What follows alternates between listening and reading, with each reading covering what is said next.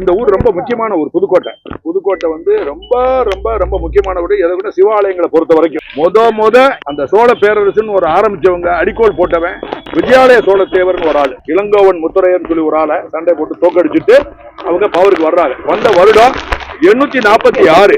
ஆனா அது 850 வச்சுக்கிடுவாங்க.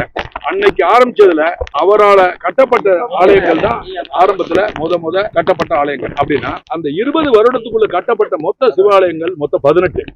அந்த 18ல உங்க மாவட்டத்துல, இந்த மாவட்டத்துல மட்டும் 7 சிவத்தீர்த்தங்கள் இருக்கு. இந்த 7ஐயும் நான் வந்து பார்த்தேன், இன்ஸ்பெக்ட் பண்ணோம். இந்த 7ம் மிக மிக பழமையான கோயில்ங்கிறது உங்களுக்கு தெரிஞ்சு போச்சு. 850. அதுக்கு முன்னாடி சோழர்களால் கட்டப்பட்ட கோயில் எதுவுமே கிடையாது. உங்களுக்கு எவ்வளவு பணம் வருதுன்னு கேளுங்க. ஏஎஸ்ஐக்கு ஒரு வருஷத்துக்கு 2023 அந்த நிர்மலா சீதாராமன் மினிஸ்டர் அந்த அம்மா கொடுத்துருக்காங்க. எவ்வளவு கொடுத்துருக்காங்கன்னா 1,00,000 லட்சம் கொடுக்குறாங்க, 1000 கோடி கொடுக்குறாங்க.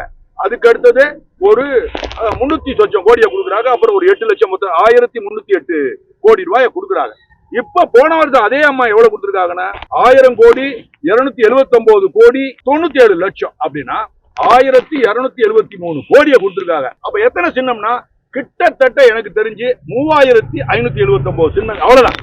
இதுக்கு இவ்வளவு கோடி அப்படின்னா உங்க புதுக்கோட்டைக்கு நாமம். இங்க நான் வந்திருக்கிறது என்னன்னா சார், உங்க மாவட்டத்துக்கு நான் பேசுறேன்.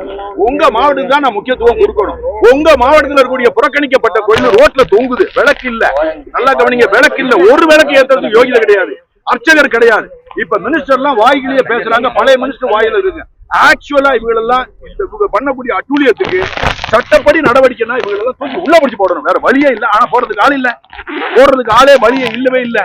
என்ன பண்ண முடியல அவங்களால, வேற வழியே இல்லாம தான் வந்திருக்கு. அதுக்காக தான் இதே மாவட்டத்தில் இந்த மாவட்டத்தில் எண்டுல, இந்த மாசம் எண்டோ அல்ல அடுத்த மாசத்துல ஆரம்பத்துல நான் ஒரு எல்லா இந்து இயக்கங்கள் என்ன இருக்கு எல்லாத்தையும் சேர்த்து ஒரு கூட்டம் போட்டு ஆன்மீக லெவல்ல பேசி என்ன பண்ணணும் அடுத்த கட்ட நடவடிக்கை பேசுறதுக்காக உத்தேசிச்சிருக்கேன்.